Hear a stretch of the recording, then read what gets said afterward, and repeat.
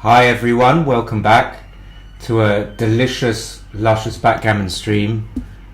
I am going to play a 7-point match on casual settings, and my opponent is Steve Reichelt. I think he's an old school guy, been around for a while. Oh, he found me. So that's him. I didn't even send him okay, telepathy. I don't know how he found the game. So Steve is from the US. Oh, okay, so he's 37. I've heard his name before. Okay, let's start anyway. Little 6-3. Steve, how did you find the game? Stevie. So double two shows the importance of making points, so you can make two of them rather than hitting. So with 6-1 we prefer to shore up the anchor than do anything else, because it's so important not to be attacked. So what I'm going to try and do is again give a rendering for someone that's, an advanced player, or someone that I can give some assistance to, rather than like super strong players better players who know what they're doing. So 4-1, did he roll a 4-1? So I've definitely got an advantage here, I think, because I've got the advanced anchor and I've got mostly good rolls. That's obviously one of my better good rolls.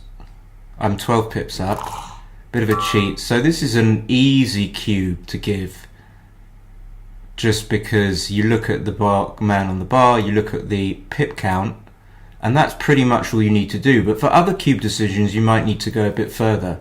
Now, if you were like being precise, you would check what your dice rolls do, and you go through some of them. But I'm not going to do that, because we're gonna have time to talk about other stuff later. Is the audio okay? Sometimes it's a bit low, sometimes I sit away from the mic to start with, stupidly.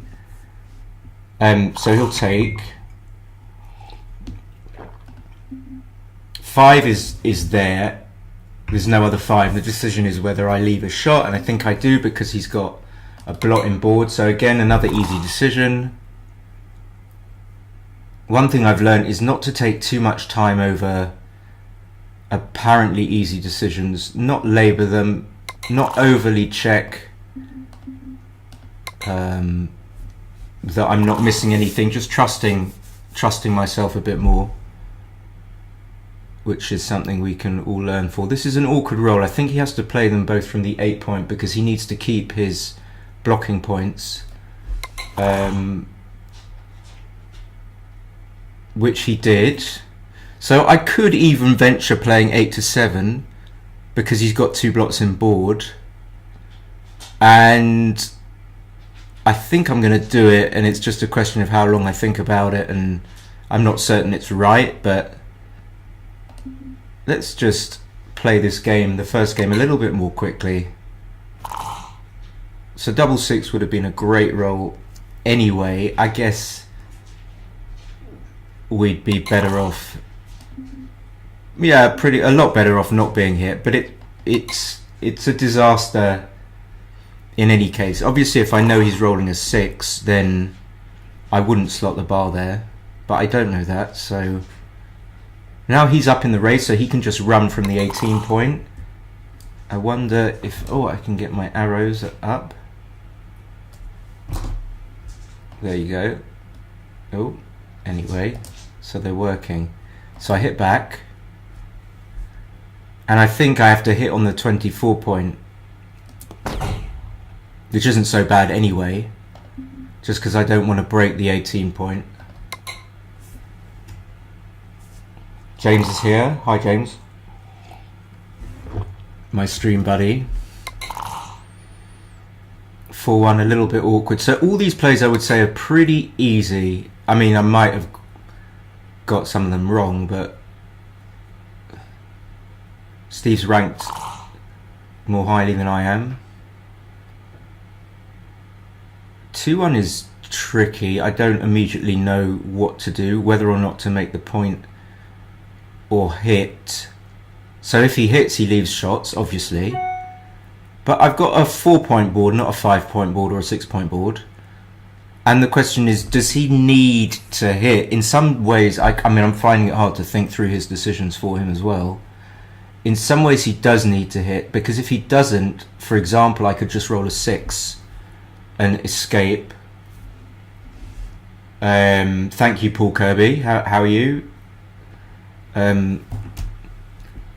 Yeah, he could just run onto there. I don't know why the arrow is so absolutely enormous. Okay, so he hit twice. Okay, I fan, and I think he should have cubed, because now it's too late. It might even be too good. So he rushed those decisions. It's a really common thing that people get panicky. I sense a bit of a panic there from Steve over there. Obviously hard to know because I can't see his face, but sometimes when people get a cube decision and they sense it could be a cube, they rush it even more so as not to have to go through with it, and so they can just almost erase it from their consciousness, because it's hard to think about and they don't want to have to think about it. It's almost like exams. You don't want to have to revise for your exams. So I sense a bit of that, if that made any sense whatsoever. I'm not 100% sure whether or not it was a cube, but it was certainly had all the hallmarks of thinking about, needing to think about whether it was or not. And then it appeared to have become too good, so I agree with that.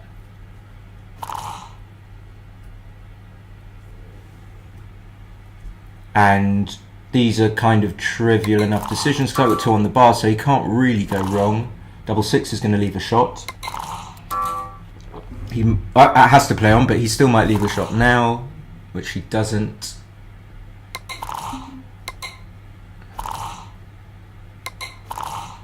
Okay, and obviously I just try and save the gammon, and what we do is we try and cross over from one quadrant to the other. There are other things that you need to do. Maybe they'll feature. It looks like it's not going to happen, so I crossed over with 2 checkers from the furthest in quadrant.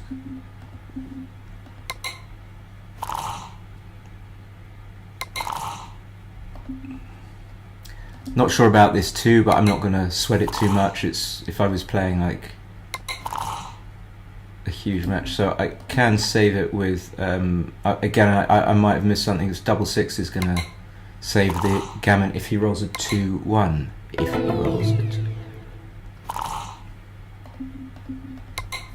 Okay, so if anyone's like, there's no one watching as usual, which is a tragedy, but if any of you meager 4 people are learning, which I hope you are, then the score makes a huge difference. I don't think people really quite put enough emphasis. Even a 1-point difference in the score in a 7-point match is a big difference. A lot of people say the opposite, but I disagree respectfully. So obviously a 4-0 lead to him makes a huge difference to how he should approach the game, how he should play the checkers, and obviously how he should handle cube.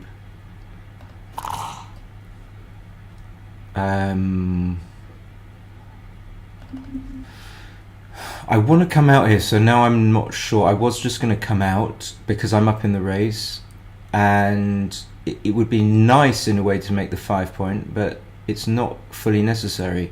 There's another play which is just to make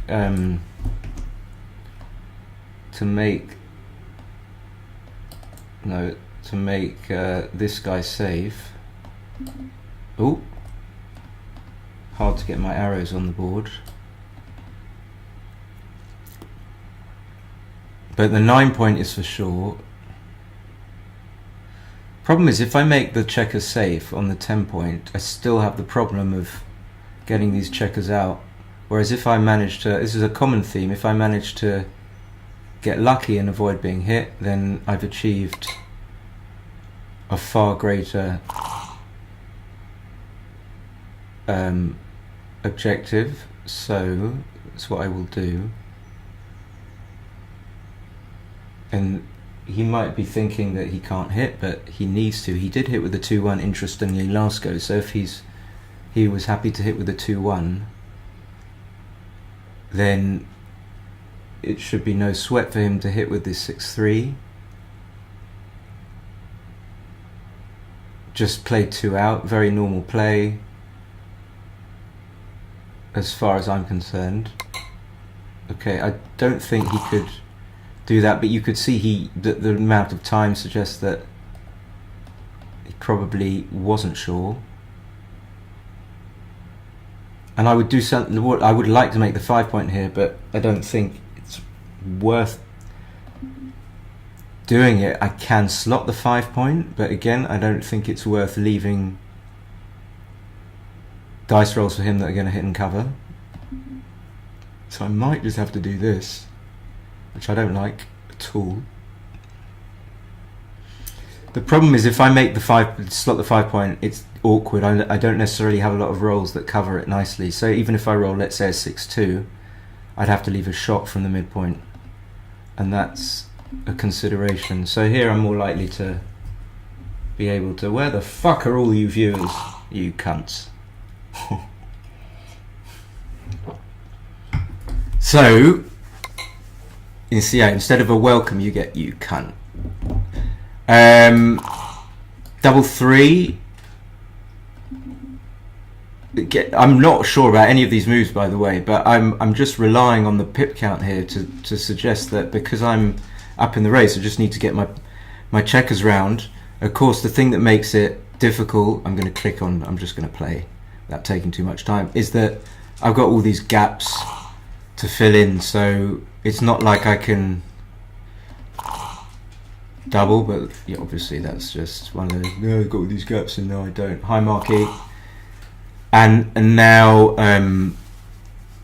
although it's not gammonish, so usually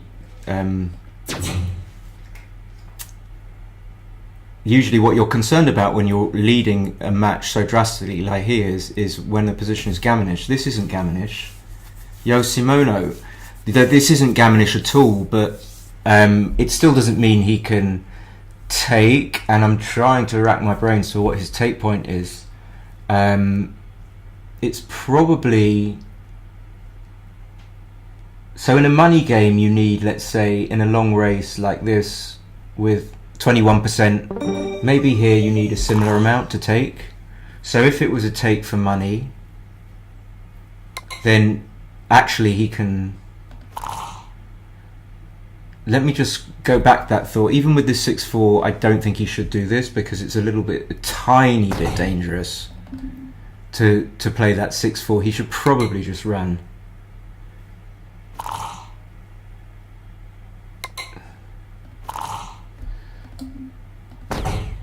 Six, 2. No, I don't promote swearing. I just feel sometimes I'm very happy to be doing this for 3 people. The quality of this stream is of 7. It's about a 7 spectator stream. So he rolls a 3-1 and he comes up like that. I've definitely got an advantage, and like I keep banging on about, I'm down 4-1. So let's say I just get lucky and I win 4 points. That's a huge boon. I'm gonna have to answer the door, but we've got plenty of time.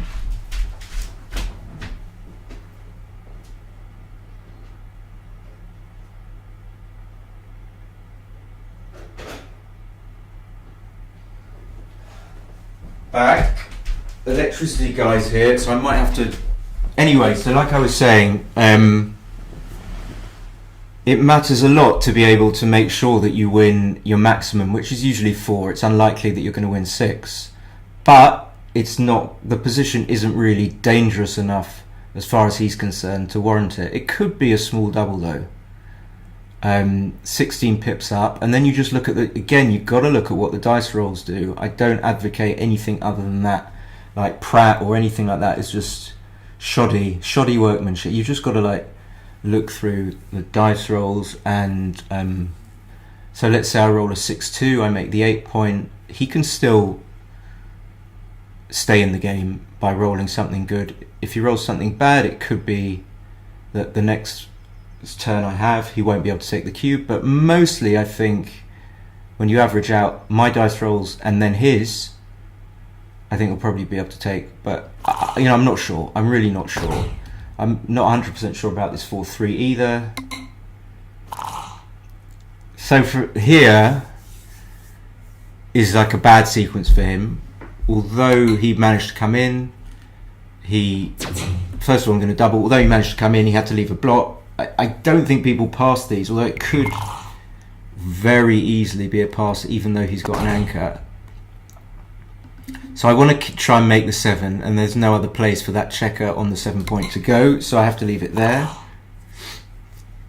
And it's not, although double 3 is a great roll for him, it's not too bad for me to get hit where I get hit, because I still have a chance of not being hit on the 7 point or making it, which is what I really wanted to do. So I fulfilled my objective.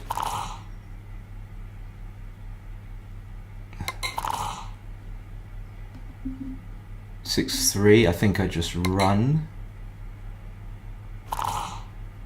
So I think I would have given a lot of consideration to passing that cube. I don't know what you guys think. Yeah, any comments? Oh, that's not a great roll. So I have to leave a shot, but I unstack the mid in a way by keeping it there. But I'm pretty happy with my position. I'm not too sad about being 4-1 down now, because it's likely that we're going 4-3. So those are the kind of things that are going through my head. I think I'm going to make this. I could just play to the 7 point.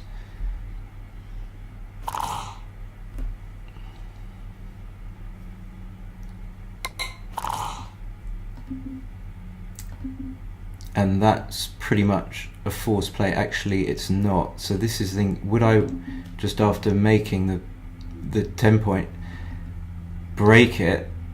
I mean, yeah, possibly. I mean, maybe I shouldn't have made it. I'm aware that I was just playing fast and not particularly precisely on purpose. But actually, no, I think it's more flexible to make it. What I notice is, how does my 5-1 play? Because my 5s and my 1s from the midpoint are blocked. So I'm just checking that I don't have to do something horrible.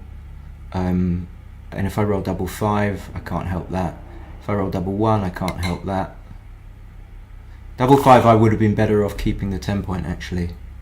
So like, these are the silly things you have to check. 3-1 is fine, but I'm worried, a little bit worried about a 5-1 still. Now he has to give something up, so my 5-1's going to play.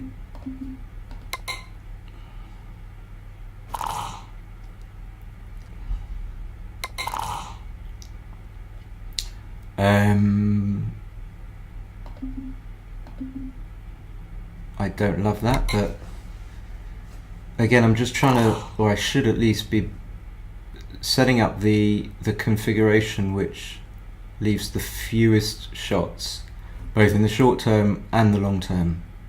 So all I'm concerned about, let's say I'm just concerned about, let's simplify it and say I'm only concerned about leaving shots in the immediate go following. And that's what I'm trying to do, arrange my checkers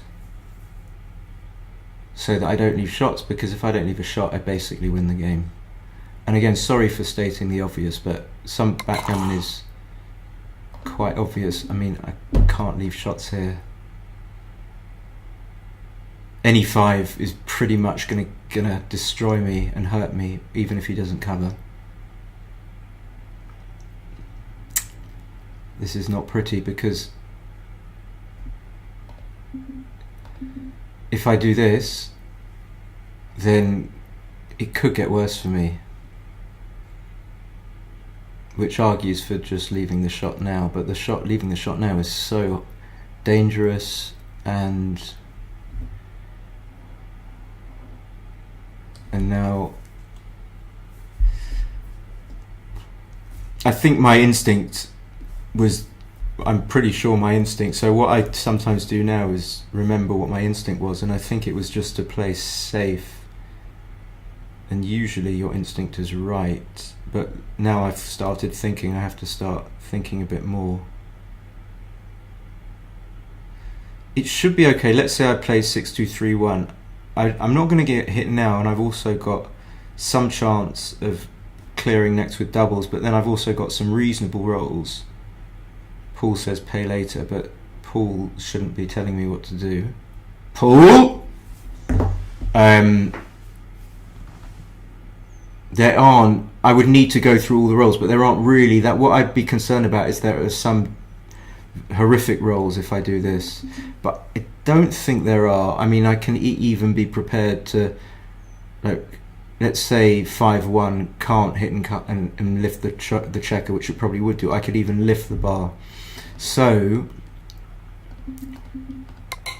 Paulie, I'm going to do that. I confuse a sort of, it's the big test of whether you can go from the thinking fast to thinking slow, and I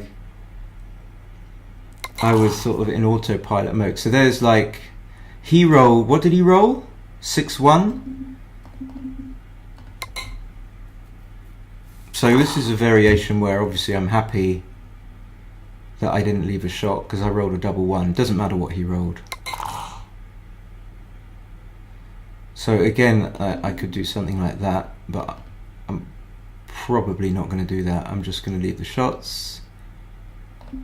That would be, I wouldn't even consider doing it if I was on autopilot. But you do end up leaving shots, and then yeah, of course you leave them again, and now he's got a better board.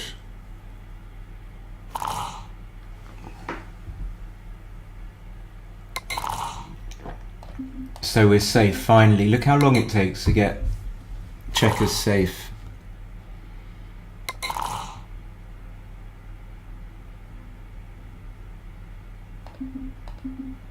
Think something like this. So the advantage of not, when we had our checkers on the 11 point, I'm just going to take 2 off because it's not too dangerous, and in fact the other way is arguably more dangerous. When we had 2 checkers on the 11 point, I think this is best. But I'm thinking about if there was an alternative to breaking the 11 point, which we had to do, and just not leaving a shot, it might have been worth it, because we see how much work you still have to do. You might not get the checker safe in the next go or the one coming after that. So there's a lot of sacrifice to be made when you pay now.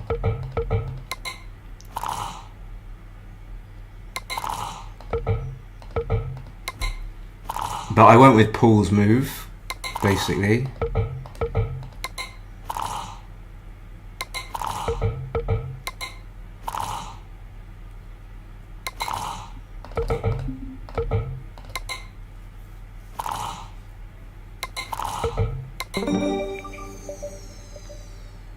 So yeah, I wish there was something more instructive I could say. What I am gonna hope he misses. Yeah, I mean, even thinking about cubing now, so he needs to think about how he plays this. I don't know if that's right because it's a bit more volatile, let's say. It wasn't, I don't think that was quite, I mean, I don't think anyone would double that, but I don't think,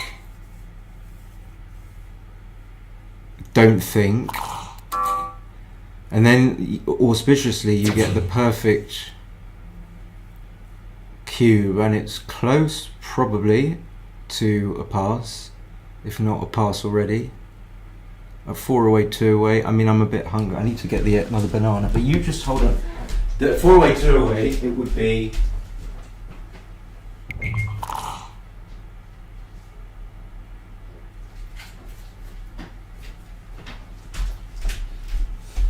Excuse me for eating. So people get cubes like that in a match and they think they're brilliant because then they gallon the person. But we're just lucky to have got a position like that. But I think I don't have to do this, but I think I have to. It's possible that it's possible that you should have passed. I don't know how to play this. Hey Jim! It just auto rolled. No, it doesn't. I cubed. I think I have to hit this. So obviously I'm thinking about getting more builders so that I can cover the bottom the 1 point, but I think the fact that the hitting also kind of brings builders into the zone indirectly, and it hits a third checker and it gets your checkers moving, means that I got to go for it. Obviously if I had a choice of covering or actually covering the blot or hitting, I would just cover the blot in favour of hitting. And of course that's what we hate to see.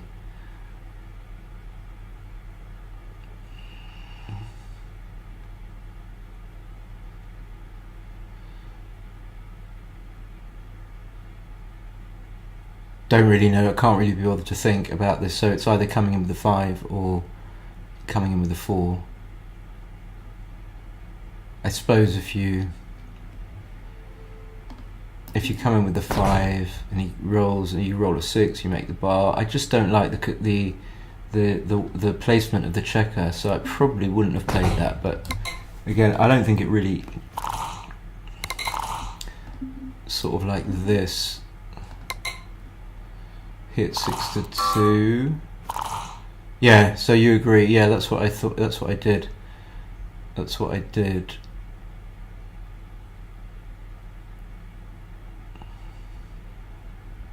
Again, these aren't, I don't think, such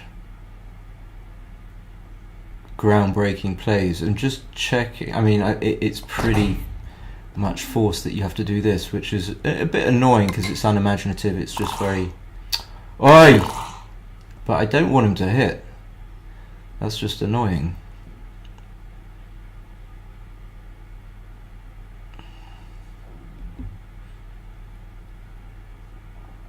And I suppose I've made up my mind that I'm going to leave the 8 points slotted. I'm just going to leave 5 blots strewn all around the board. I don't think there's any alternative, but we'll find out. We'll find out.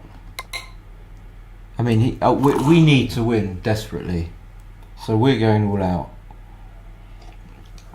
And we couldn't care less if he gets a turnaround, because we're losing anyway.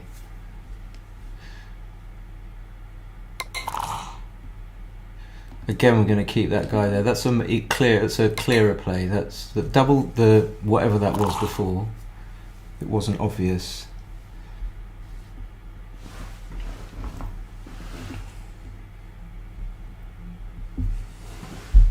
So a lot of interesting stuff to look at.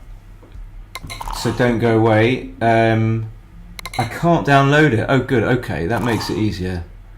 Because I'm get a bit OCD with my XG. So I'm just going to look at it in the viewer on Galaxy, and it's fine. It's absolutely fine.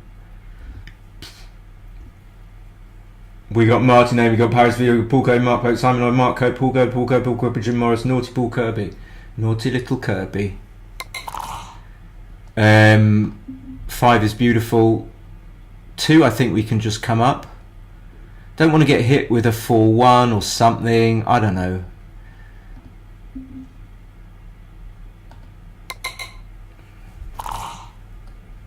How are you, Martin?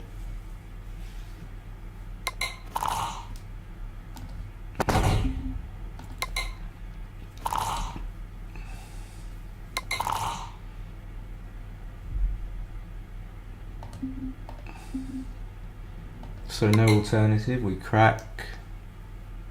Hopefully he won't roll a 5.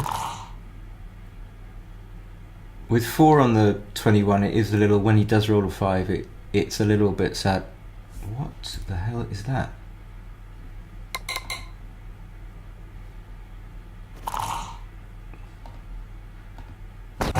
It's a little bit sad face. Now we just have to spread our checkers. Good to hear.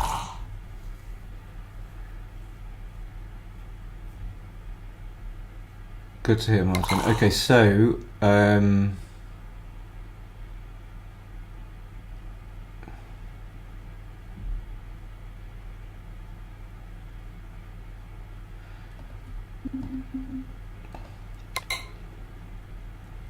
yeah, I'm not playing as thoroughly as I should be, really. So I was thinking, what was I thinking there? I was thinking that I need outfield control more than I need to protect not being hit where I just got hit. Well, luckily I hit back. Now I'm going to protect. Actually, I don't need to. I think, again, outfield control. So the idea of going from 16 to 13 is that if he hops out with a 2-6 or a 3-5 or a 3-6, that I get more shots on him. And because I'm so hungry, Jesus Christ. But because I'm down in the match, I'm just going to take. Oh, I don't need to do that. I can actually play safe.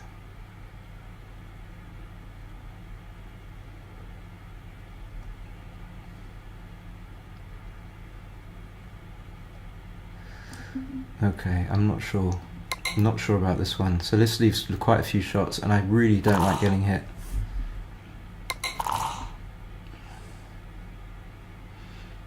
And this kind of theme has been going on for a while, like coming in on the 21, whether or not to move the checker at the back or not.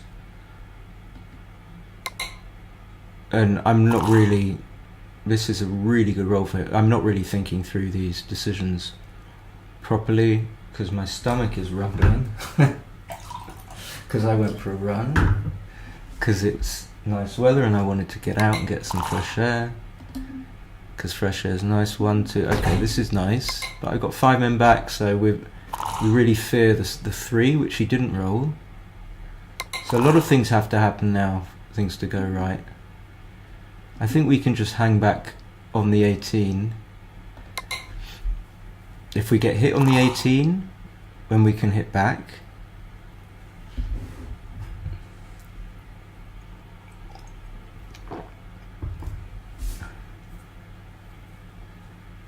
And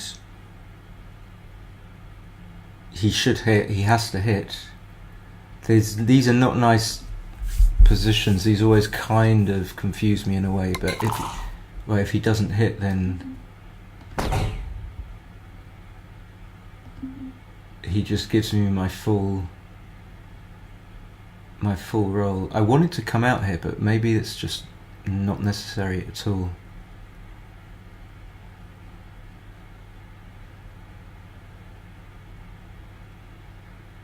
It will give him a good 3, 4 and 1, 4.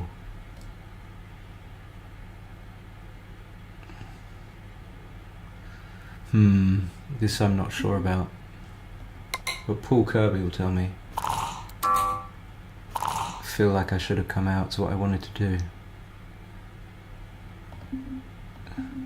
I feel like I'm really just not in the zone whatsoever. Yeah, I just wanted to get out there. I don't know what I was doing. Probably missing lots of plays as well. And I can still crunch here. Yep, it's never. So I definitely don't want to get hit with a 1-6. So I'm going to bring it in.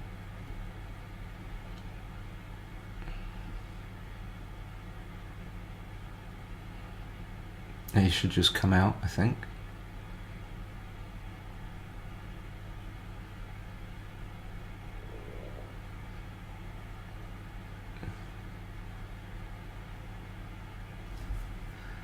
I think he should come out here as well.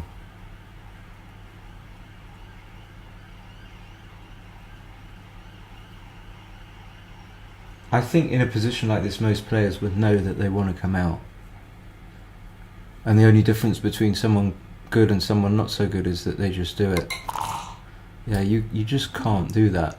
Because, like, Now I've won. It really is as simple as that. Even after this. Okay, 2, 3, 4. Of course the 5-4 was big, so he'll definitely come out now and play 11-6. I'm very interested in the analysis more than the playing so much. The playing, I'm absolutely fucking ravenous.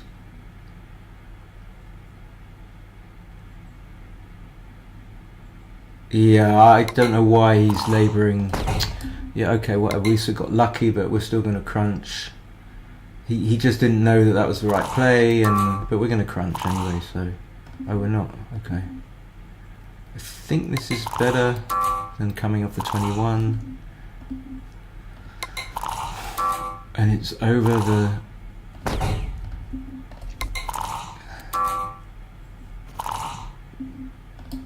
It's a little bit sluggish as well, which is annoying. I mean, I suppose it always is.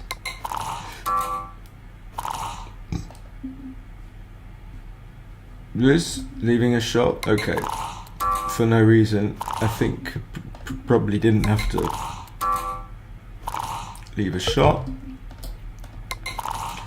Yeah, I feel very dissatisfied with this. I think this is safe enough, so we don't have to clear. Maybe should have cleared the 5 point even. Now we're gonna regret it. He's still got 2 men on the bar. Big regret.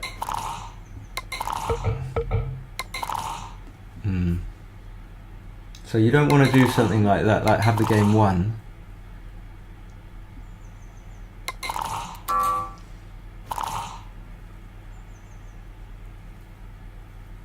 Okay. You take over for a moment, Paul. I'll be back.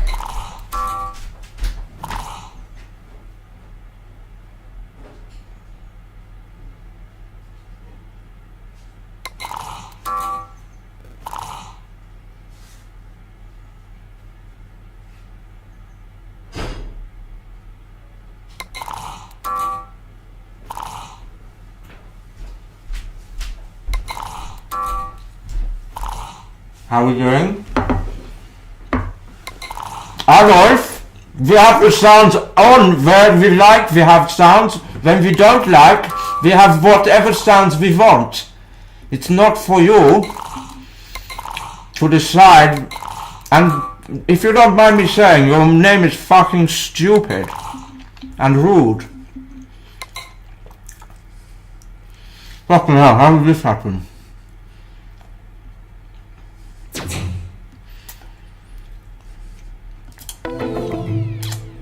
So with a double 3, I think I should have just cleared both points. You had auto roll.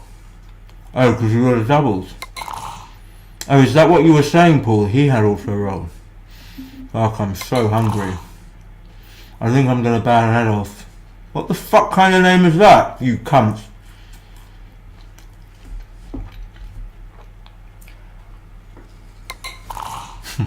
It's amazing you can say things like that. With little or no concern for any comeuppance.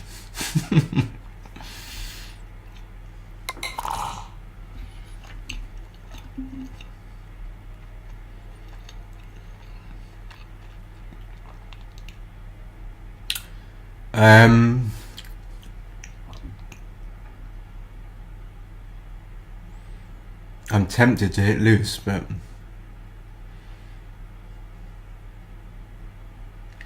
I don't think it's right. I don't think it's necessary.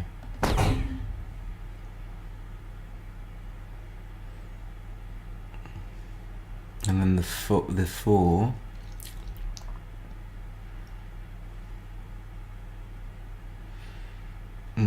I'm not sure about.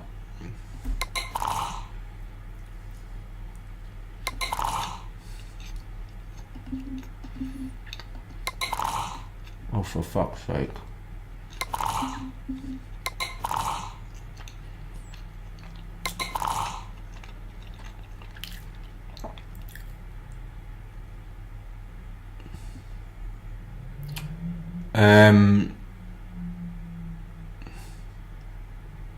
So we want to win the game. So I don't think we make any play that relinquishes full control.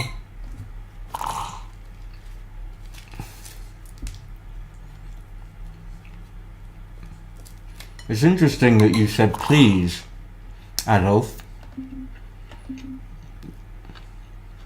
rather than just sounds off. We'll get the fucking sounds off now.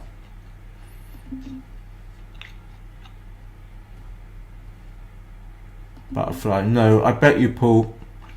You want to bet on that one?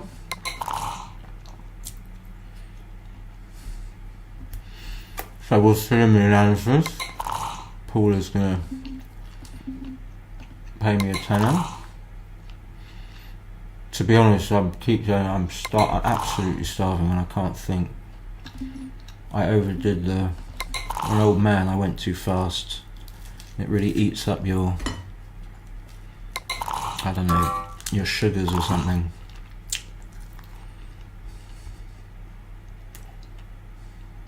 Know that? So you agree you could be wrong? I don't know, you might be right.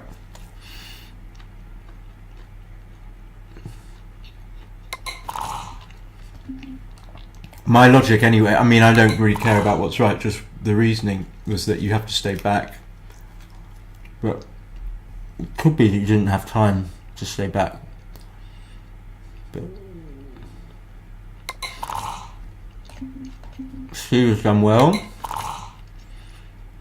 This has been a horrible match. I haven't enjoyed it at all. Not one time did I feel I was making plays that had some sort of thread that hung them all together.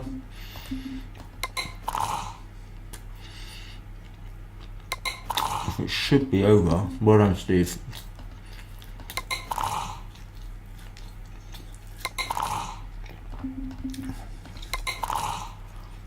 I'm a bit grumpy.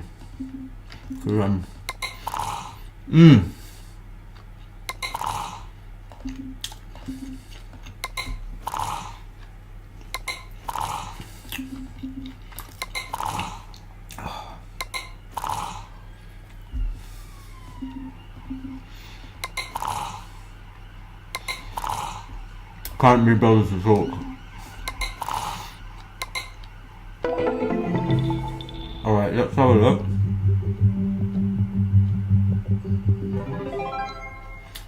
Okay. You didn't play that badly.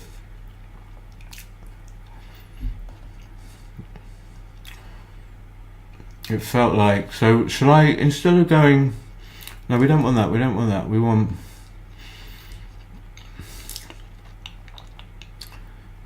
where we go straight to Paul Kirby.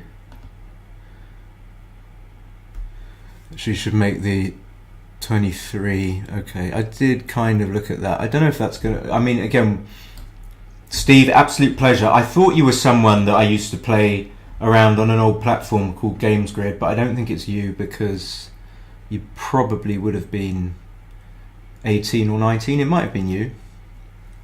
I do recognise your name though, so thank you for playing. This is the 2-1 that Butterfly Anchor, no there, Paul Kirby. Hey Christian! Simon is indeed one of the greatest gifts to backgammon that's... So this is how we started. There were some really interesting plays.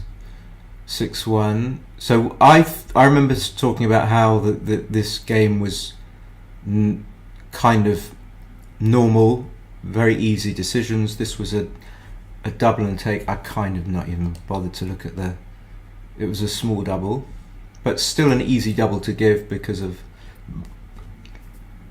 checks on bar and stuff like that. 5-1, 5-4 he played correctly. The slot according to this, where I slot the 7 point, is slightly wrong. Very hard to work out what's best. He rolled double 6. I played this really quickly. And I don't know why, honestly, why I should play to the 18 point, but the computer says it's a blunder. If anyone else has any ideas, I would have thought that if I can get my arrows here, can I get my arrows? That I want to pressure this blot here. So, but if I go there, that's a gratuitous arrow because I haven't got anything to say. But anyway, if I stay there, that's not gratuitous. He might not cover. But then, yeah, I guess I'm going to have this blot in board on my 3 point. I don't like this orange, but whatever. And then, so I just didn't see that. I didn't think that was a difficult play. In fact, I would struggle to get this right ever, because we're behind in the race. So he hit with the 5-4. I kind of losing. I had to hit. Yeah, I didn't hit. I had another hit, but it seemed wrong. That was a forced play. He hit twice. I didn't see it. My bad. I guess it's going to be better than. He had to do something. I wonder if making the 2 point is worse than just hitting from the 17. Yeah, it's close though, actually. Making his small numbers work well.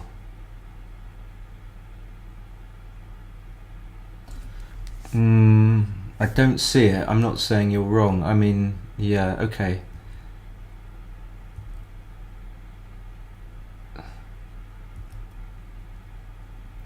Anyway, so I had to do that. We went back to there. 3-1. And then... Oh, yes. He just didn't do anything here. This is crime. I don't care how you play your checkers, but cube action is the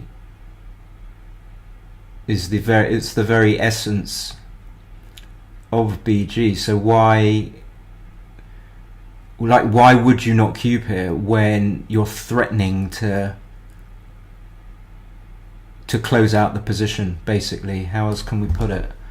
In other words, if you don't cube and you don't cover this guy and you get hit, then you lose out on the fact that your opponent probably would have passed. And the reason you lose out, of course, is because the game just turns around and you don't get to win. So Steve says he thought too good already. Okay, that's interesting. Thank you for... I'm not trying to... So you did think about it. Can never be too good. It's just not from my limited, stupid understanding, because of... I've got this anchor here and it's going to be really hard for you to close out your board when I've got that 18 point anchor. So anyway, no, that's interesting that you thought that. Obviously this is much more likely to be too good, and it is by a long way, so it's a no-brainer. And you just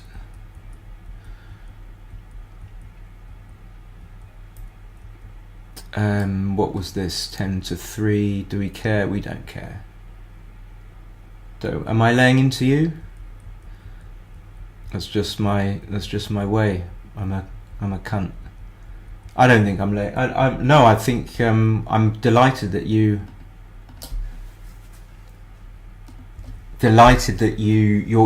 telling me what you were thinking. That's great. So I double 3, and I didn't know how to play this 3-2, and I know it's a small thing, but I didn't want to come into range of these checkers here. So if I go to the 21 and I get hit with 6s, and so I changed my mind. Like, that was my thought process, but apparently it's wrong, and I always struggle with these, and I can't, without thinking it a little bit too much to risk people getting bored, I can't really work out what it is. Don't hold back. No. I'm not gonna. I'm not. I know that. Yeah. So I don't know. I mean, I don't know what your mistakes are probably just as obvious to you. So double four, I didn't know what to do here, and it's not a big thing, but I suppose it's just much more. Well, I think that the idea with this double four is that the race is close, so I can make a better improvement in my position, which is making the 5 point, and stay back because don't have pressure on me to run. The other play that I did consider, which is the James McNaughton play, is not too bad. It's not too bad at all. It makes sense just not to get hit as well. So Jeff says challenging the two checkers on. I know, but I don't want. I kind of don't know whether to challenge them or not to challenge them. Jeff says, so it's a weird thing. Going back, Jeff, we're talking about the 3-2. I'm duplicating the 6, but then I'm leaving a 6 anyway. It's not that, Jeff. It's far more obvious. I'm leaving a direct 6 with my play. Duh to me, not to you, obviously. So then we have Steve didn't hit, and I didn't. Again, I'm never sure, but I wouldn't have done what he did here. So if you're interested in tooling, my thought is just that you are behind in the race, so you need to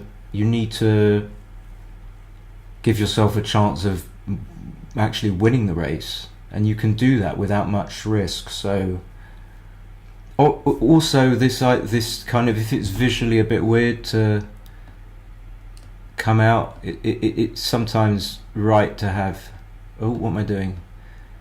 You're going to have two checkers here. It's quite normal in a way to have that, actually, and then you get to escape your checkers whilst he's on the bar, so that can work.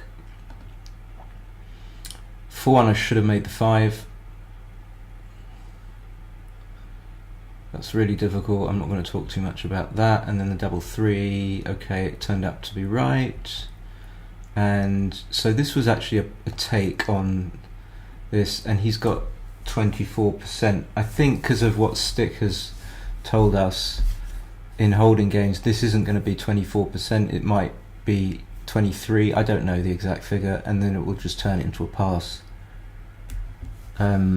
It's a lot of pips, and you just don't have that many bad rolls. But in any case, the take point appears to be about 23. Yeah, the poor 3, exactly, Steve. And I kind of knew that, but I thought that the 3. Sorry, I just clicked the wrong. I didn't want to do that. The 3. It still goes to it is actually counterintuitively goes to a nice place.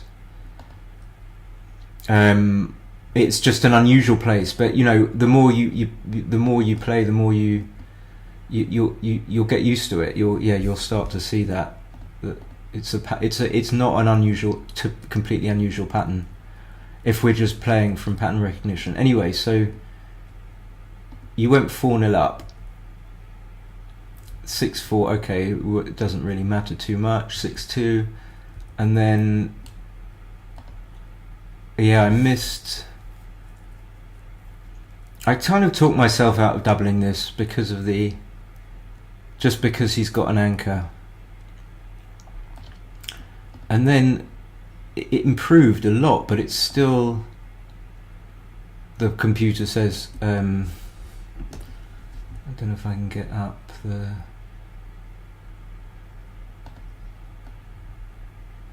Can I get? Is it going to do anything? That's just arrows. No. I don't know how this stupid thing works. Yeah, that's what it's trying to do. It's worth 900, so it's still quite away from a pass on the next go. So I don't quite understand how it can be a cube on this go, but we've improved a lot. So we made the 4 point and he didn't hit back. What more can we want? And it's still a 900 position. Obviously that's not cut and dried logic, but anyway, struggle to know whether people are interested in this or get the right pace. So I had some easy plays here. I come out with the 6-3. He just sort of gets him sort of another nice foothold. So it's very evenly balanced in a way. But I'm pretty much hoping to. So I was right to make the 10 points here. Again, this is a trivial. Okay, so it's. I guess yeah. Okay, I'm not gonna. It looks okay to me, and then I laboured over this, but it's very close between 13-7 and 6-2, and then some easy plays. So I mean I played okay, but I followed Paul's advice. I don't think it's going to be close to. It's a blunder. Okay, thank God. Just makes sense not to leave a shot. If you leave a shot now, you're like inviting immediate loss. I mean, that's a simple way of looking at it, and then who knows what might happen. So in a way, I tend to pay later too much, which is a better approach than the other way round.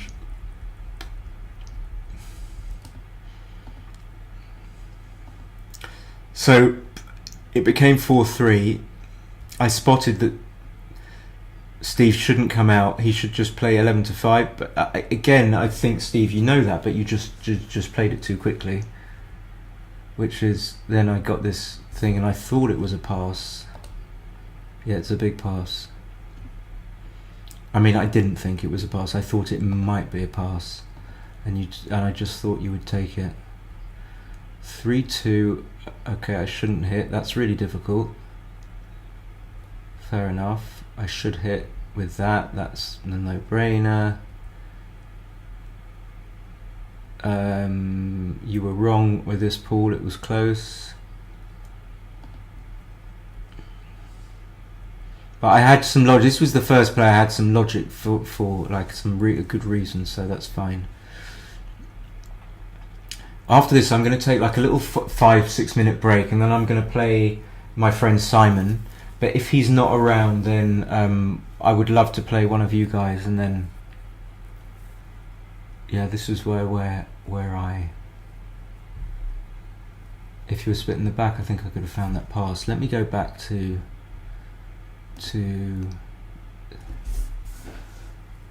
this.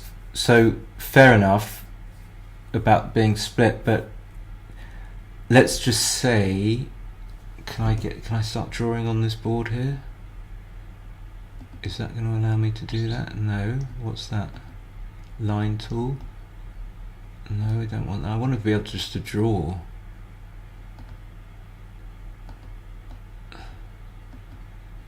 Well, in any case, let's say this position here, if you go to the legend or the log, the cube, and you see it's worth minus 1.156. Well, for money, that will convert all the way down to 0.8, let's say. This is just a guess. But James, I wasn't sure whether you were suggesting you wanted to play. Of course you can play. Unless Simon, I did promise Simon, if Simon's not there, then James is going to play. So this position that's worth, according to this analysis, minus 1.156 will be worth only minus 0.8 to my opponent for money. Something like that. What I'm saying is that the score makes a difference of like 0.4. That much. I've done like a little spreadsheet and I've got some positions that I analysed for all scores in a 7-point match. And it turns out that the difference is enormous between the money game equity and the equity at the most sensitive scores. So it's not that you didn't really do anything wrong. It's just that you don't quite trust or believe that it can. It just makes a huge difference. So if your default was just to be a little bit careful, then that's how you find the pass here. Conversely, if the score was like 2 to me and 5 to you, then it's not so sensitive because I don't win the match with a gammon. So it's probably not worth anywhere near 1.15 to me.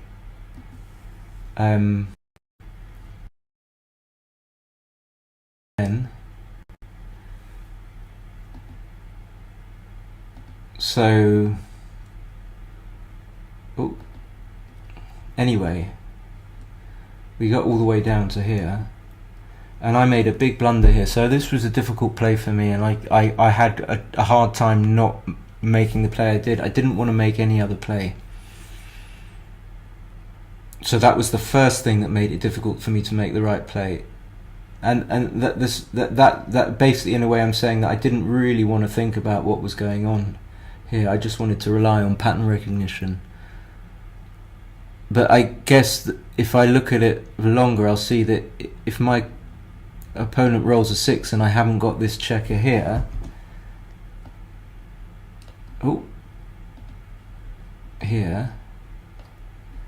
here, where's my arrow gone? There you go.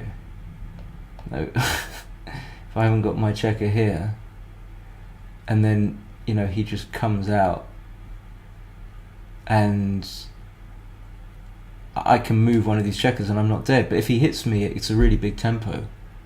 I kind of see that now. The other thing is I don't have a spare on the mid, and I can't. So if I get to cover it, I have to leave a shot. That's a thing. Anyway, 2-1, and I guess Steve had to hit, and I had a 2-4, and he had a 5-5. So I got lucky. I didn't get hit. It was important not to get hit out on the 8 point, which is why I shouldn't have left it there. There were some interesting plays here. That wasn't one of them. I think these were all. So this was an interesting one that I could have got hung up on. In fact, it's a little bit better. Hits with 1, 2, 3, 4, 5, 6. He hits with everything when I leave the checker on the 8 point. Is that what you're saying? You could well be right. I'm not going to go back there. There's a little bit of delay, which is. I should have come up to the 21. Okay. This one here, it was a little better to play the safe play of playing 8 to 4, which makes perfect sense, and I just couldn't bring myself to do it. I got a good double 2. Oh, he could have made the 11 points, so my bad, he was wrong. But how bad was hitting? No, hitting was the best play if you can't make the 11. I just didn't see that. Okay, so Steve, I'm not sure why you. Let's say you couldn't make the 11. I'm not sure why you didn't hit. Yeah, when I didn't make the okay. And now.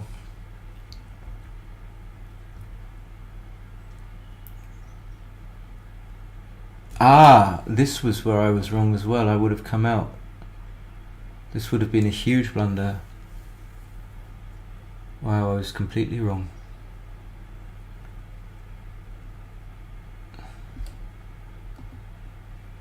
This wins 34%, this wins 33%. So it does win more, but he's still trying to... Should think before I open my big mouth. Does win more, but he's still trying not to get gammoned even at this score. I'm just going to play it a little bit fast. I got 3-1. So I think he was probably thinking, Steve, were you about not coming out here or something? But well, there wasn't any other play anyway, so I'm not sure. You couldn't have been thinking about that. And then I played some of this too fast. Double threat should have just taken. No, okay. Oh, it doesn't actually. Funnily enough, it doesn't have these two play the play listed, which is a mistake. Obviously, it's going to be quite okay to play 6 off twice and then 5 to 2 twice, which is not there.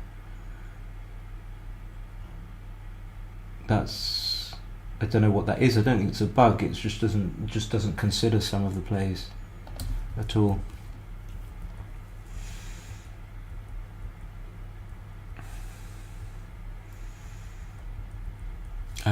I forgot what happened here. Oh, okay. He didn't miss a cube, so I'm not sure when he said. Oh yeah, I kind of forgot. I thought I'd won. Didn't see it. The 11 didn't see. I didn't see the 11 either. Double four. I was very tempted to just hitting loose, but it would have been a small error. This one is interesting. That we had discussed with Paul, and then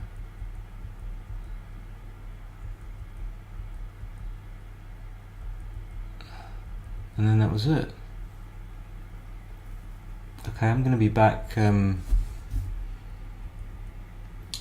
let's say, five minutes, and I'll play you, James, because Simon's not here. So Simon, Mr. Smiley, you've lost your. Yeah, no, he hasn't responded. So I'll be back in like 5 to 10 minutes.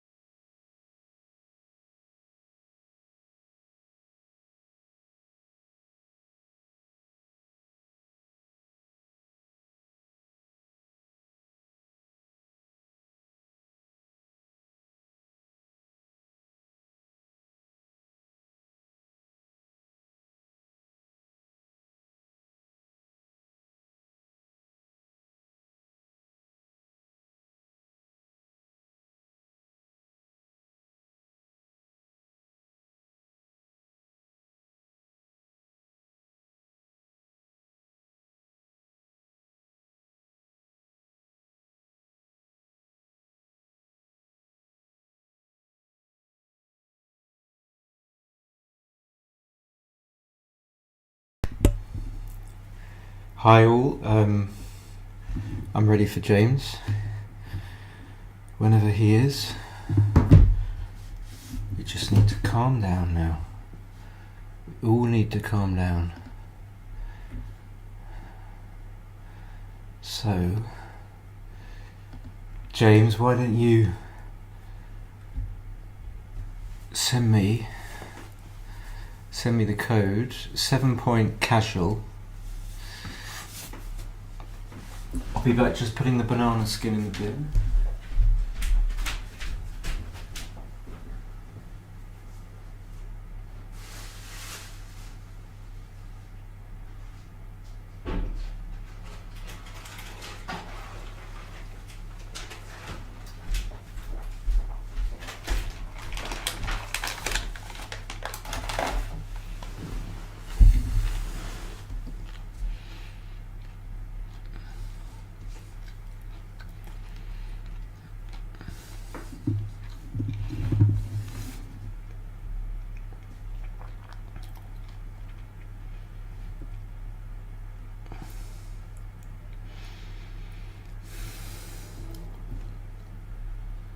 I do play a friend, and then I put in the code for 8.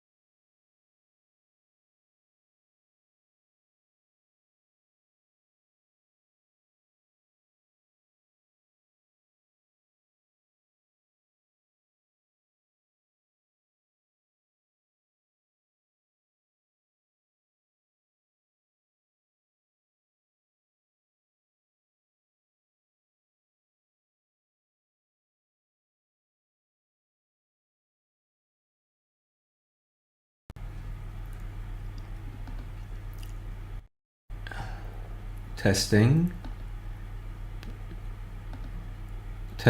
Yeah, it's working now. Okay, I don't know why it does that, but thank you, Paul. So what I was saying was how, whether or not it can be possible to do this, and it's possible, but it's probably unnecessary because I can just leave a shot, and even if I get hit, it's okay. So on that basis, I just do that.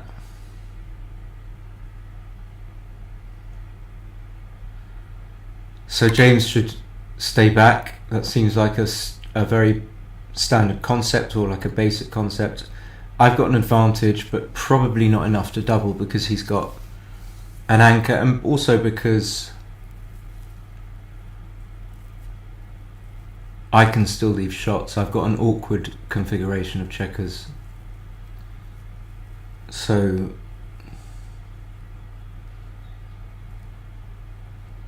it could be close actually, but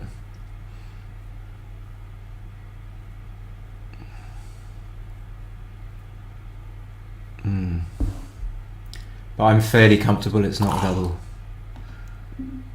So it's similar idea to the 6-3. I know these are quite obvious to most people, but I'm just talking them through. I can't, for not very much risk, I can leave 8 shots with 2 blocks hanging about there, so I'm not too sad to be hit. And also it's allied to this concept of trying to brute force your way into a doubleable position, and that's what I did by playing 13-11. Yeah, in fact, still might not be good enough to double, because now he's made, a better board. So he's improved along with my improvement. So the both improvements have cancelled themselves out, and I still might leave shots. There's another awkward play. So this is the first one I genuinely don't know what to do. I can see there are 2 plays, but I don't know how to pick between them. So I'm going to look at the one. I like this idea that Mochi has, that you just look at the one that you dislike the most, just to see how silly it is. It's fairly silly. It's fairly silly. Ooh. And luckily backgammon's a game of elimination, so I don't have to work out everything that's good or bad about this play, but it seems better than the other one. And goes without saying that I don't like it because it strips the 8 point, but I should be able to handle most numbers. Let's just have a look if there's anything else that is this, actually, which I didn't really consider. But at least shots for no reason. You can leave a shitty position with no shots. It's far infinitely preferable, I think, to leaving a kind of a nice position but leave like powerful game-changing shots. So I wouldn't do that. Anyway, so James is continuing to kind of improve his position. This is sort of improved. It's slotted the point that he needs, so I can't double. He's actually gained in pips. Again, I'm not going to leave shots.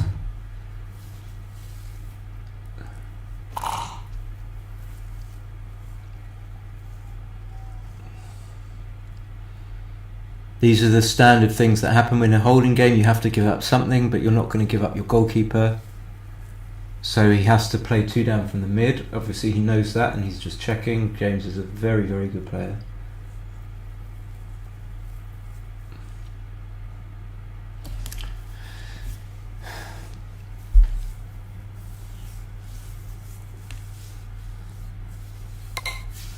Okay, so certainly that's a relief to my position, but again, 7 pips. I can't double, and this is a more instructive game actually, or match so far than the first one, where the first game was very self-explanatory, but there's been more interesting things going on here. Again, all these positions I'm very close to a cube, so we'll check on the analysis how far, but again I'm fairly comfortable that it's not a double. There's nothing powerful really, apart from something like double 6 fan or 5-4 fan, but that's 3 numbers. If we can make our way up to 9 numbers, then I'll start thinking, but there just aren't. So double 4.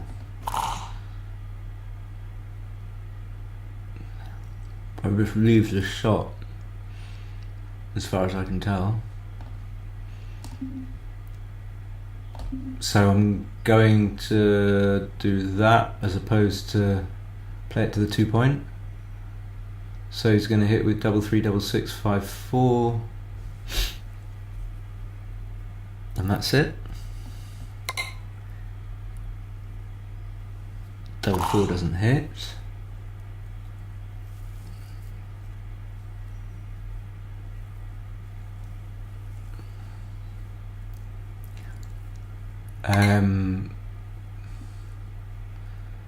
So now the position is different. I made the 2 point, and I've preparing to completely clear, like as in safety the checker on the midpoint. I didn't get hit, so if I safety it, I'm in a pretty good position.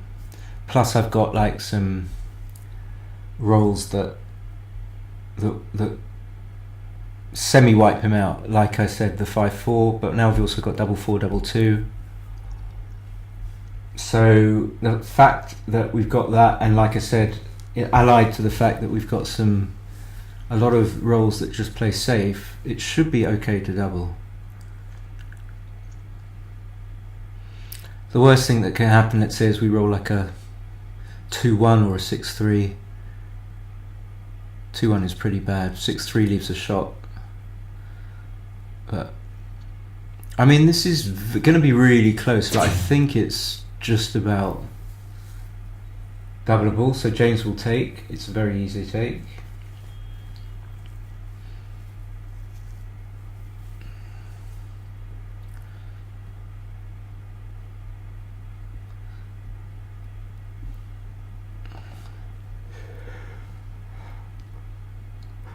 My win percentage isn't very high.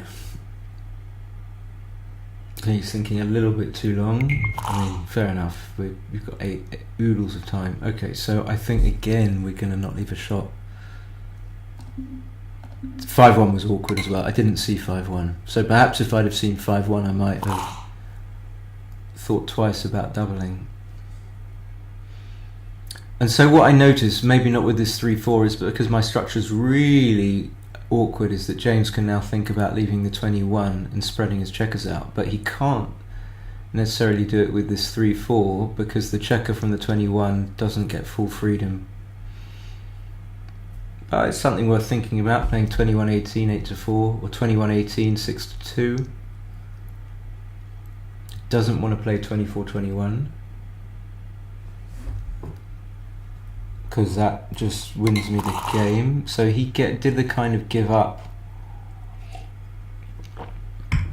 play in a way, semi give up, not the main give up, which was 24-21. But anyway, let me think about what I'm going to do here.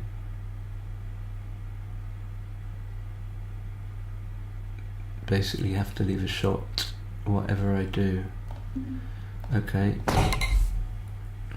because like if he hits now, like I've got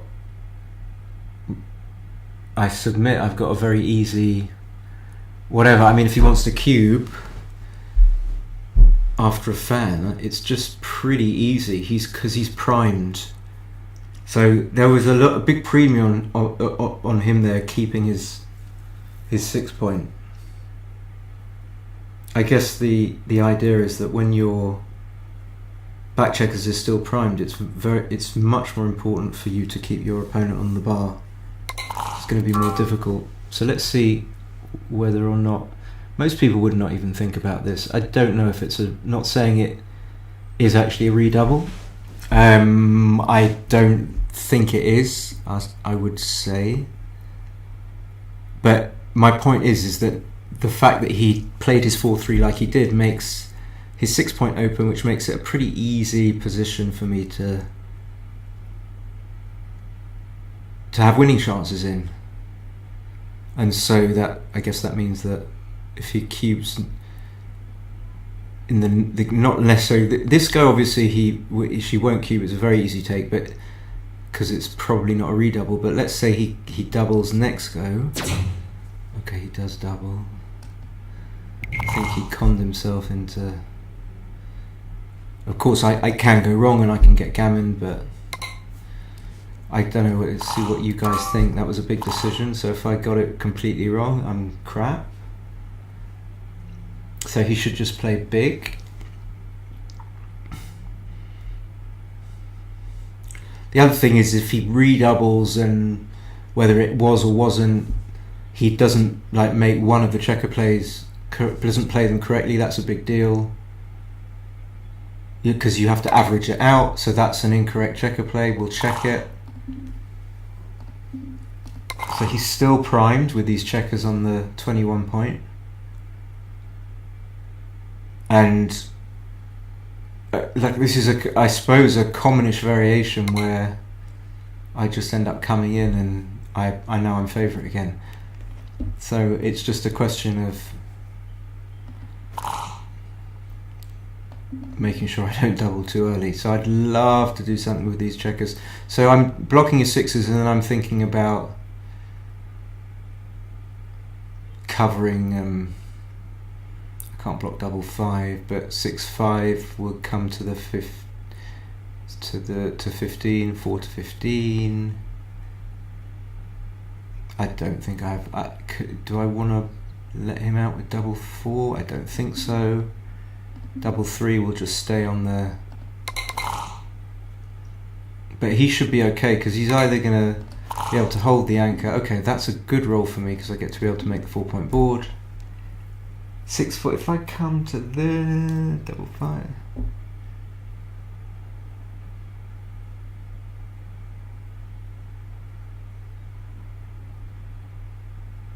So 6-4 isn't going to play.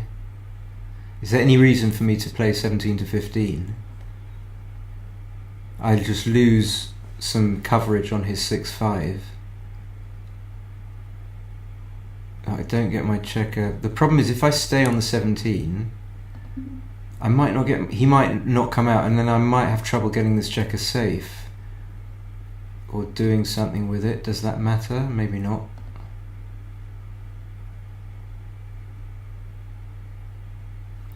Can't see the idea here. There's an idea. Oh, so if it's a 3 I have to play, I don't want to play 5 to 2, so that's going to clinch it for me, but that's not necessarily the thing. 2 doesn't really matter. Well, I wouldn't do that, but okay. This is a bad roll. So I have to safety this, and I have to play... I can't leave a shot. I have to play either 3 to 2 or 2 to 1. And now he leaves and I can't do anything. And I might have a tricky checker play. Well, not too tricky, because it's just hits and covers. Of course I can't let him escape. It's not, I mean, it's not perfect, but I suppose if he comes in with a 1, and this is just a pass, if he can pass and go and have 24%, which is probably... Is it more than he's got here? I mean, I don't cover all the time, but he doesn't hit all the time either. I could roll something like 5-1 and just break the 6 and still cover, and he still needs to come in, and that's like one of my worst rolls. So I'm gonna say I don't really know whether he should take. Maybe he should. Maybe he should actually. But being on the bar is obviously really bad. Okay, he doesn't. He just passes.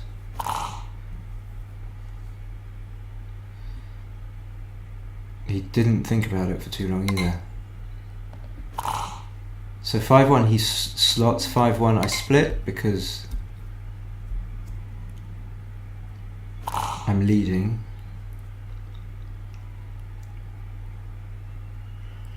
Three one is like one of those trivial kind of rolls. It doesn't really matter too much. I prefer coming up, but because he's down in the match, he probably doesn't want to do that too much.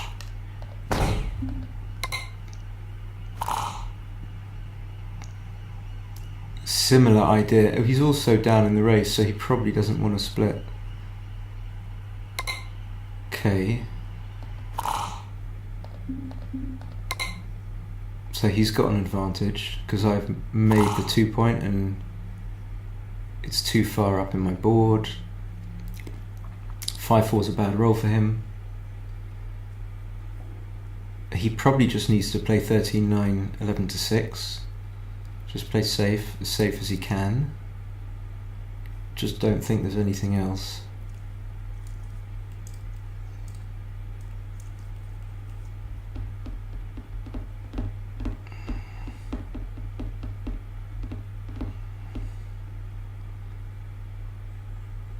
I don't think he's seeing anything because there's nothing else. There's no other play. I mean, even let's say you make an argument for 13-4, it sort of strips the mid unnecessarily anyway. So you're going to be stripping the mid whatever, but you might as well just not leave shots when you do it. I don't like that play. I'm just going to come out and not think too hard about it. Dupe some fours. Didn't really gain anything by doing that. That's a good roll, so he's going to cover and then probably split now, even though he's behind in the race. I'm not desperate to blitz him being 4-0 up, so therefore he can. Yeah, I like that play. I would do that. Well, I would do that myself. I just get this guy safe. Don't want to provoke anything chaotic. That's a great roll for him. Of course, fabulous roll, one of the best. Just makes him, and if anything, he's very close to a double. How long will he think about this? Yeah, he is thinking. So even though he's 5 pips down, it's worth think. Okay, I agree. I don't think it was quite a double, but I like the fact that he thought about it.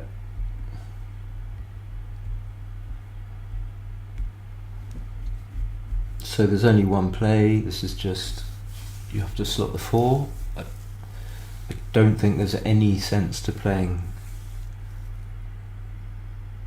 Well, he could play off the 8 point. I say there's no sense. Let me. He could play if that's what he's thinking. Yeah, I'm slowly cottoning onto it too. It's an interesting play. I kind of wouldn't have considered it, but well, the one anyway. Back to me. The one I would like to step up so as to be able to escape, even though I'm kind of behind. Let's see, he hasn't got too much ammunition, he can't double this. So those are two things. The most important being that he can't double. I wouldn't want to invite anything. This is awkward, he wants to break the 18, but it's just not the right time to do it, I don't think. So if he plays the normal play of 13-5, his follow-up is going to be awkward. I'm not 100% sure about that play, and now I think I stay back. Don't love slotting the 3 point, but I've got no other. I could have come out with a 3. I could have come out. I'd overlooked that and just given him a 6.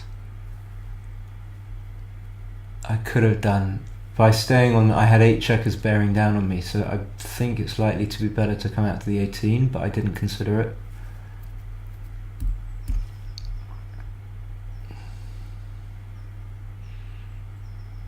This is a really tough play for me, for James. For me, if I was playing James, I mean, I don't think I would clear the 18, but it's horrible not to. Just because of the configuration of the checkers, but that's just, I suppose I rely heavily on pattern recognition. Like I said, I just don't think it can't be feasible to leave a 3 and a 2-1 and a 6-5 for no reason. So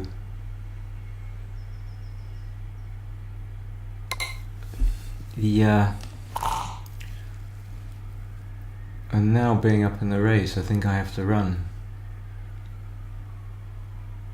Although, so let's look at the second play. So now he obviously 5-3, 5-4, he gets to do that, he gets to clear.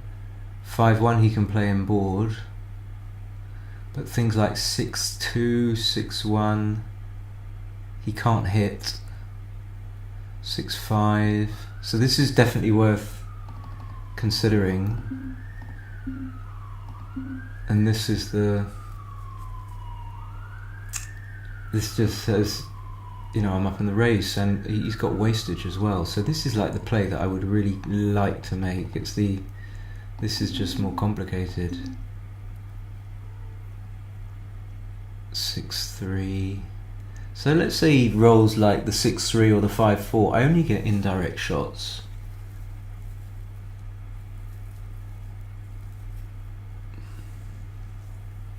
But if he rolls big, I'm very happy to have stayed back. If he rolls small, am I making his small numbers good, like 2-1? Probably not. Still leaves a shot. 3-1 picks and passes, but it's not fantastic. Yeah, I don't know. I really don't know. Could be another play.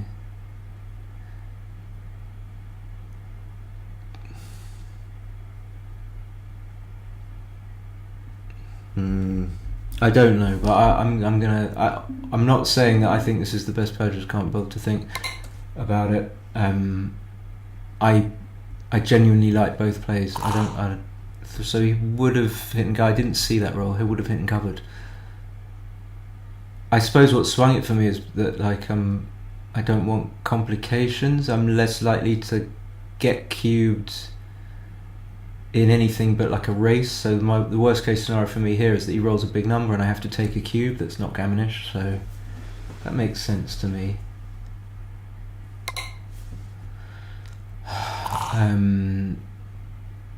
That's awkward. So don't necessarily need a board too much.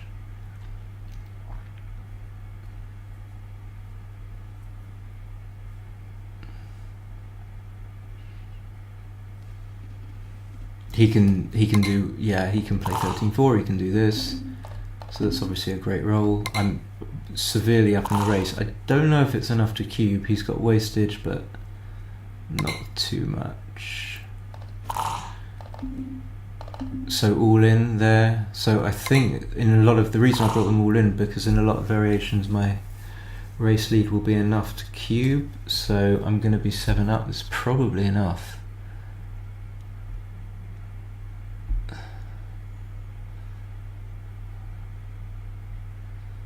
So if I win 2 points, I go to Crawford. That's really good for me. And the worst case scenario is that he turns it round and I have to take. But he's still only... I mean, it's not great. He still only becomes 4 all in the match. That's the very best thing that can happen to him. But if we look at the position itself, he's got a misplaced checker on the 2 point. So we can say that we're actually 8.5 pips up, which is way enough. Must make us like a 70. I don't know. I'm not good at percentages, but enough. Like, it's probably still a take, but we've only got 2 crossovers. Having said that, I'm not sure it's a take.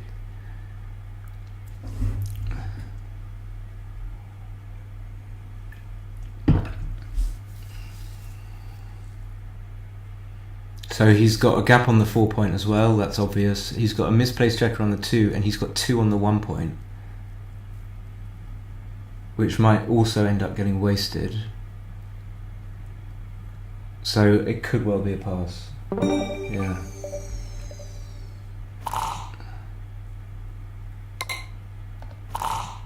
So 4-2, 6-2 just split is fine, I suppose, even though it's provoking a fight with a worse board. So 4-3 he will just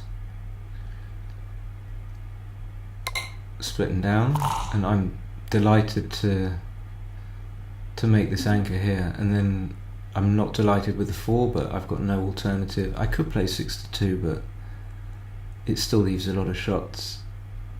So thankfully I know that I have to play 24-18, so by limit I can just eliminate the 6 from the equation.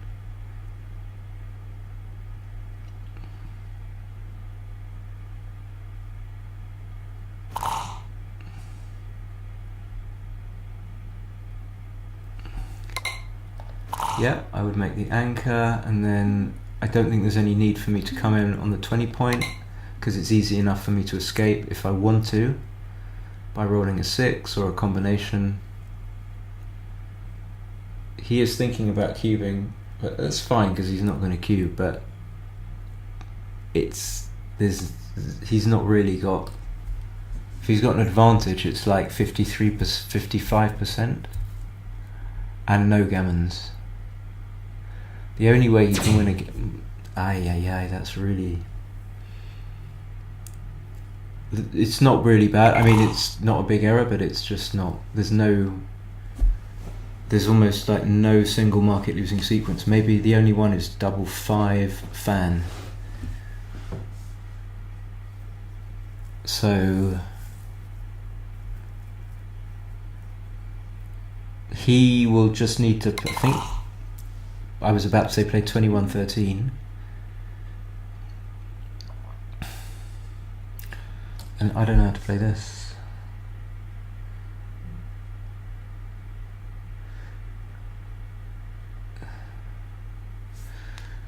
Okay, I suppose it makes sense to do this. I'm not going to think. Okay, fine.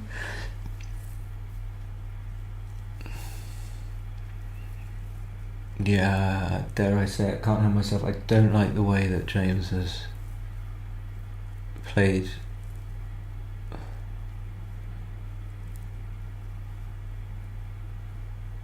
He needs a stern talking to. This isn't a very easy play. Okay, that's fine. 1. Okay, I think I need to give up the mid.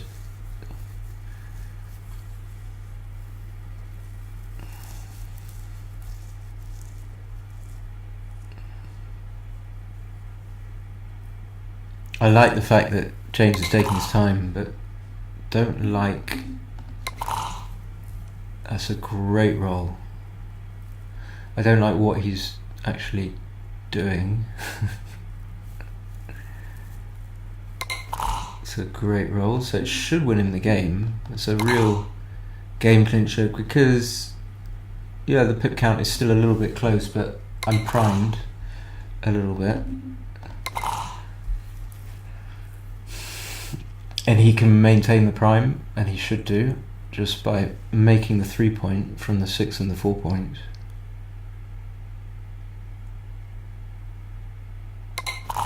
Yeah, okay, that's a great roll. So I think I have to go. If I don't go,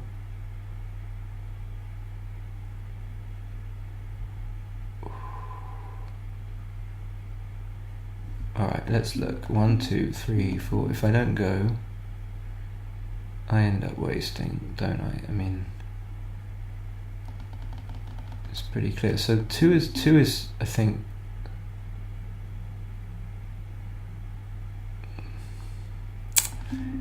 Alright, again, can't, like laziness, just sheer laziness. So he's got some wastage here. So like 93, 90 after the roll. But if we adjust, maybe we can give myself a pip. So I'd have to run into like a very slight disadvantage. But it looks like he's gonna win this fairly comfortably. It just feels that way. It's like a 4-1 coming. 6-5. Okay, that makes a difference.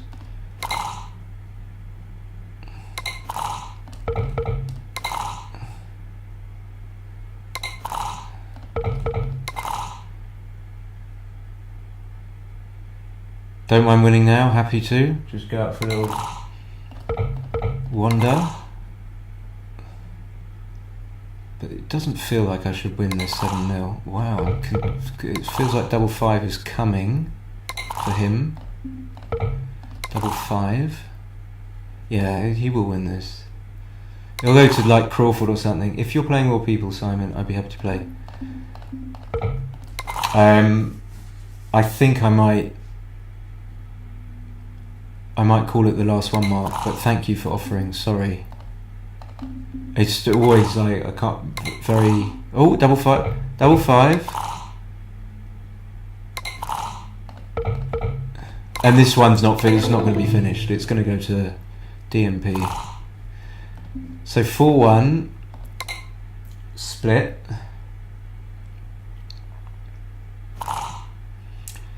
Double 1. I'm not 100% sure, but I don't think you can make the bar at any... Wow, this is just a... Okay, that's a good response. So there's no reason for him to play safe, so that you... Or I submit, you just stop on the 17, and then you either make the 9 point or the 4 point. I mean, I would make the 9 point without thinking, but the point is you definitely don't...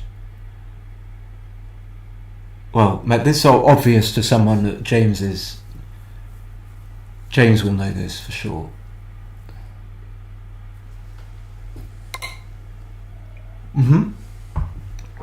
That's good. Good play. 2-6. I don't know. It feels like I have to...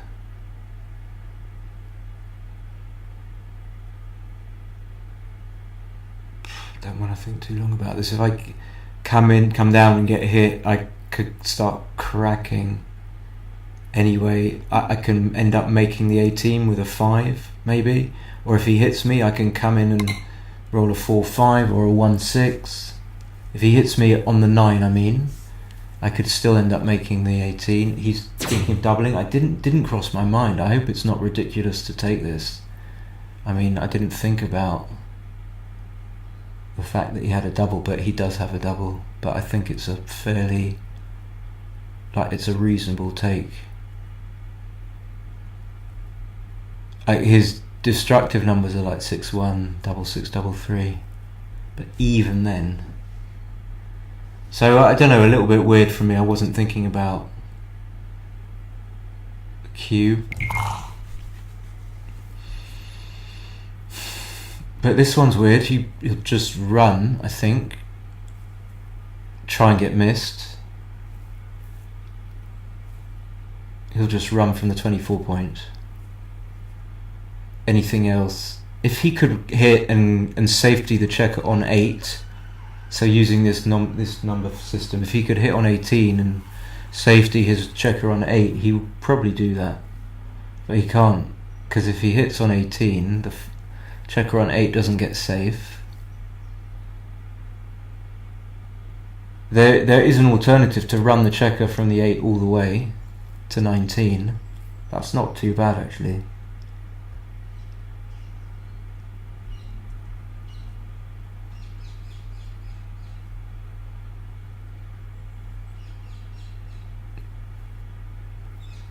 I mean, if you're playing a speed match, it's kind of just an easy 24-13, I think. If you've got like 10 seconds left, you're not going to be sweating it too much. But if you've got time, it's worth, you can think about it for sure. Try and really work out what's going on.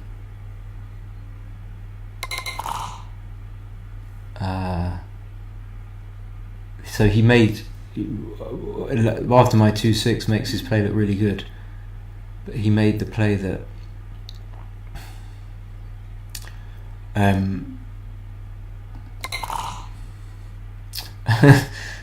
that made my analysis look stupid.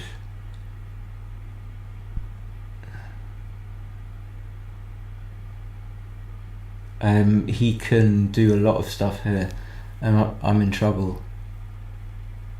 But I think a lot had to happen, so although I'm actually sort of thinking, should I have taken that?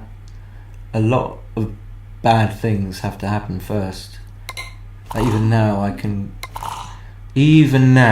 I'm not certain of getting gammoned. And he's not 4 away anyway. So...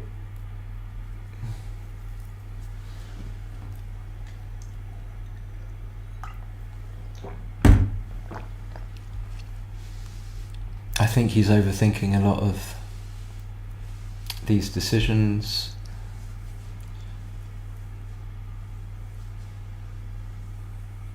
I didn't see that he could hit twice, so maybe that's legitimate actually. Although I wouldn't hit twice. So he's doing everything that it's almost like he knows. And the reason I wouldn't hit twice is just simply and precisely because if he gets hit back, he loses his advantage. So, and now he's going to think about hitting again. It's almost like he's in self-destruct mode, but the alternative is that he's getting all the right plays and I'm getting them wrong. 1, 2, but 3, 4, just... So the 1 is great. I prefer to hit that one. So which comes out? Only this one. 1, 2, 3. 1, 2. So spreading them out. 3. So I got insanely lucky, so it's perfectly reasonable for him to have brought them all in, and I have to carry on hitting. So I could still end up being fucked. I don't see how I can avoid hitting, because if it works out, it gives me a clear way of winning. The only thing that would be bad are like 6s, but I guess I would take a 6-2. 3-1, just make the anchor maybe, or not? I suppose not. So a lot of interesting stuff. So if anything, you said 4-1 and then you rolled it twice. Yeah, no, I meant 4-1 for me. So a lot of interesting stuff in this one. I think... like I said, but I'm not saying I could be wrong, that he basically made a lot of sort of self-destruct plays.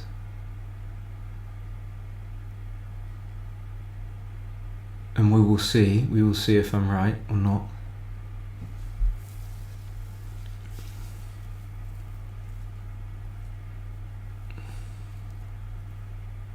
So again, like overthinking, I think, which is okay.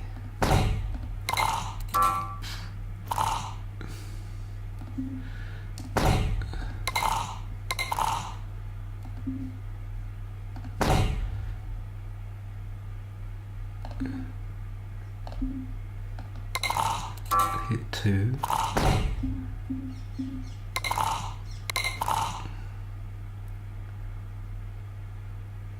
Two is semi-force, so hit 2 with 3-1. Okay, we can bet. Paul, we've got a bet. Curbs, we got a bet. Kirby, tenner, because I'm not even sure, so could be easy money. I think I can just come round it and give him double 5 is going to hit anyway. Is it necessary to do that? It makes it a lot easier to get home. Oh no, it's 2, 6, 5, 6 as well. Okay.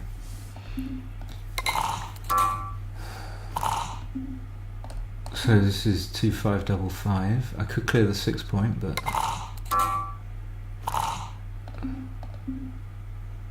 could clear the 6 point there.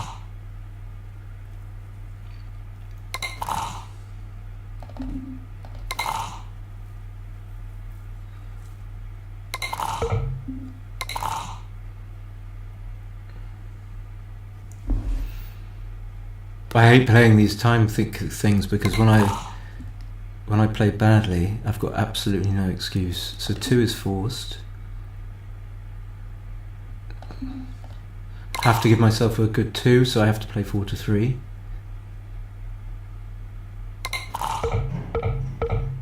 Whereas when I used to just play speed, I could just convince myself it was because I didn't have enough time. Well played, James. So let's have a look.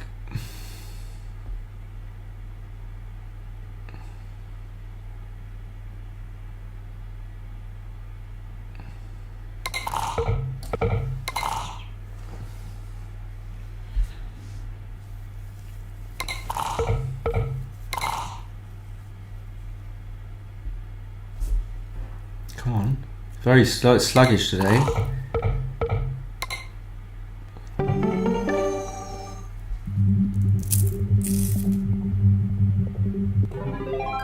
Okay. So a lot of what James seems to be always 2.6, 2.7, which is not a true, it's like more of a 3, if you're lucky. So this was the first game, double 5, double 4, I played safe, which was nice, 4-3, 6-3, 5-1, all pretty, I mean, I was fairly sure about this stuff, despite what I said. So all no-brainers. Then the double was actually a big double, so I was wrong about it. It was like a big mistake not to double. Then just playing safe. I didn't. So James was right. He couldn't. Maybe there was no other play. Couldn't come off the 21 point. The double was a big blunder.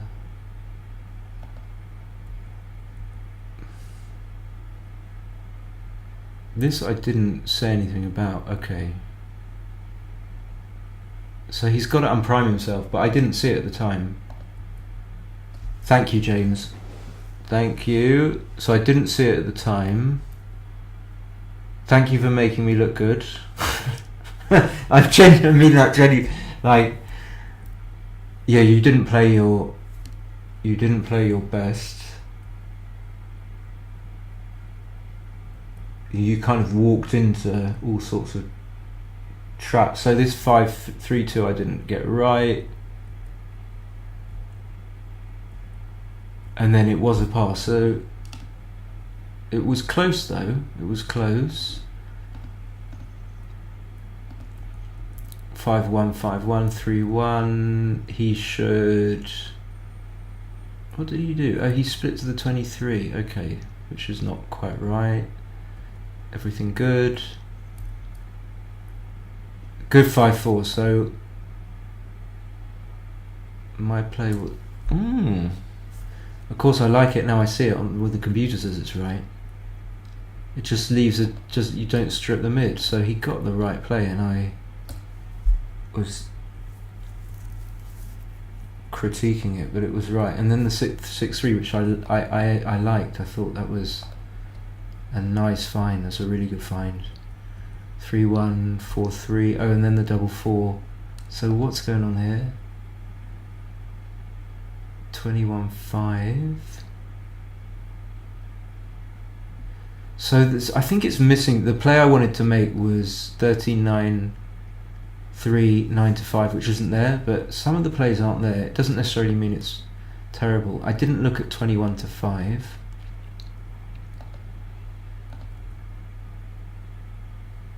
He should have played 2 down. Okay. I should have left a shot. That's weird. I should have played 8-3, leaving a 1. Okay, yeah, it duplicates the 1. And this I played too fast. So this, I'm annoyed about this. This is just, I wouldn't make this mistake, honest. This is a huge mistake. Because it's really important to get crossovers when the race is close. And you manage to do it when you do this with not much jeopardy.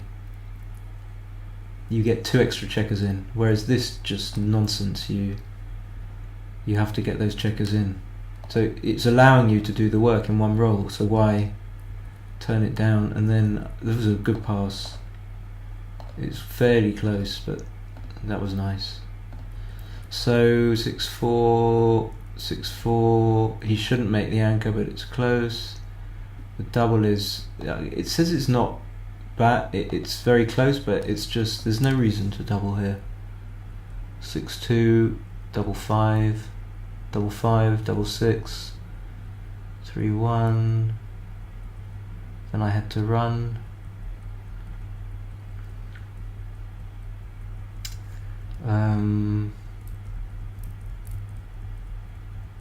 Okay.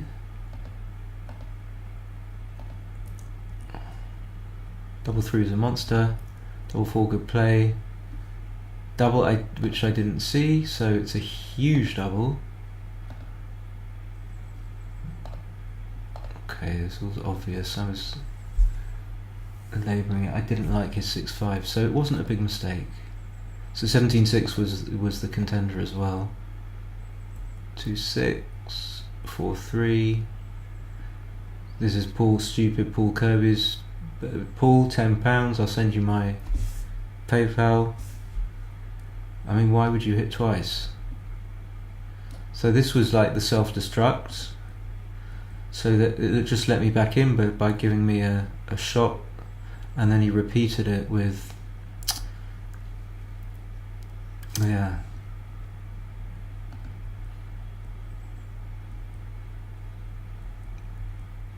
So then I got super lucky. Then I kind of continued to get lucky, and then yeah, he overthought. I mean, everyone's just going to play 9-7-2 here.